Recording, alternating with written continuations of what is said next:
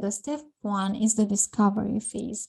In this discovery phase, we just understand your blueprints. What are the thoughts, images, emotions, words from the past that you associate money with?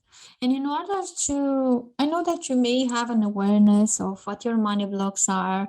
I thought I have awareness about what my blocks are, but when we're dropping into the body, the place where all our emotions lives and all our memory lives, it's where we find what our true blocks are. And usually the blocks we think we have are not the blocks that really are not the root causes of our blocks.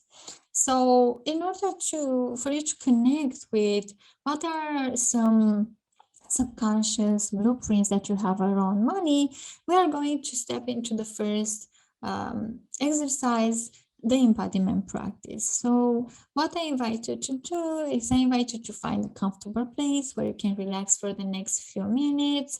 We are going to do like a meditation, a body-based meditation, where I'll guide you to identify your current money blueprint and the beliefs you think are blocking you. So get into a comfortable position, close your eyes, and I invite you to drop into your body. So take a deep breath in. And when you release, leave your shoulders down and leave your body melt away in the chair, the sofa, the bed you're sitting on. And another deep breath in. And when you exhale, shift your awareness from the outside world to the inside world. And the last deep breath in.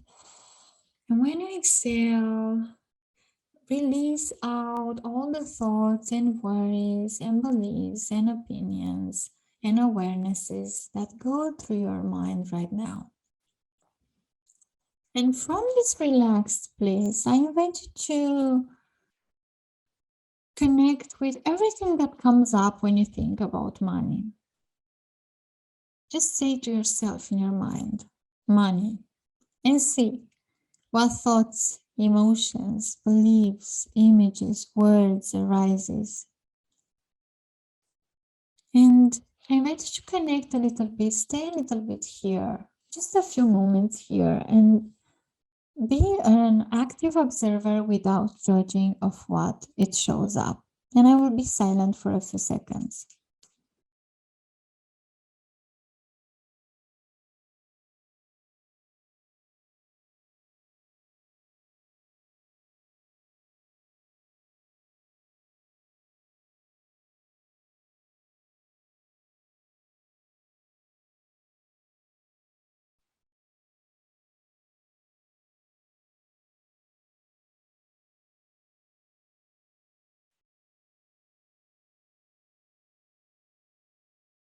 And I invite you to connect with what are these beliefs coming up with?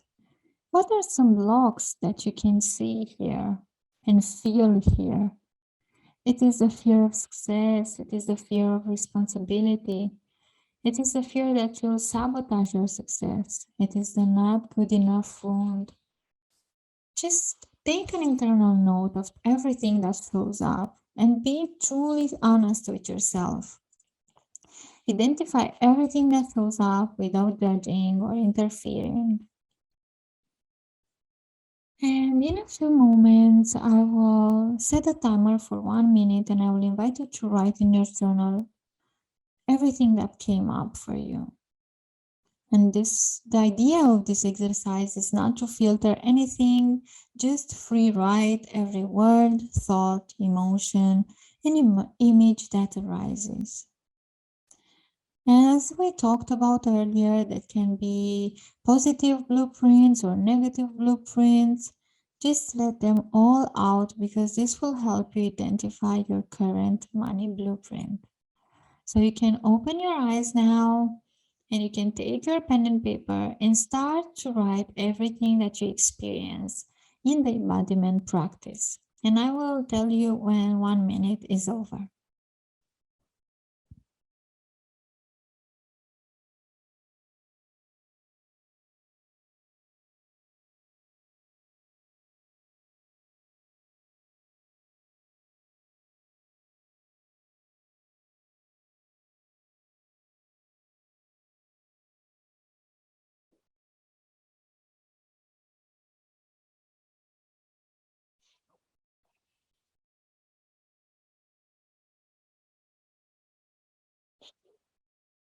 Just free flow, write everything you experienced, everything you saw, everything you heard, everything you felt, every block, every image, every word, every belief.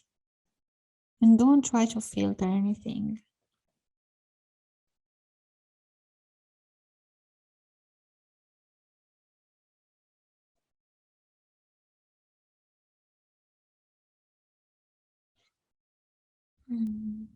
I'm starting to slowly prepare to end the exercise, and you can stop writing now. And what we are going to do next is we are going to extract the core belief or the core theme about money from everything you wrote here. And to help you do that, I'm going to share with you the most common beliefs that I encountered on myself and both on the women I worked with for these years. And I invite you to find the limiting belief that you resonate the most. I don't understand money, or I'm not good with numbers. I don't care about money. It's better to give than to receive. Money causes stress, so it's easier to ignore it. Money is evil. Making money is hard. I don't deserve to be wealthy. I can never have enough money. Money will give me meaning in life. I shouldn't spend money on myself or others. I'm afraid that I will sabotage my success. Or I'm afraid that if I will have more money and more clients, I will have more responsibilities. So if it's easier for you, you can also add a number from 1 to 10 to each one of them to see which one is the strongest for you.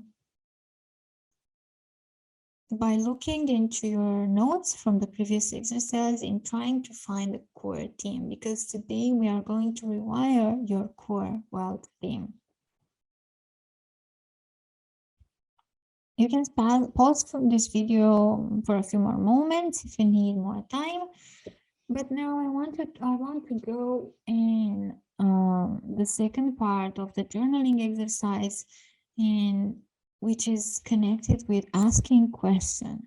Now that you found the core belief, we need to see where does it come from, and because once we understand that the blocks are not ours and they are passed down from, we identify that it's from church, or it's from our parents, or it's from society, or it's from religion, it's easier for us to detach from that belief and to create a new one instead.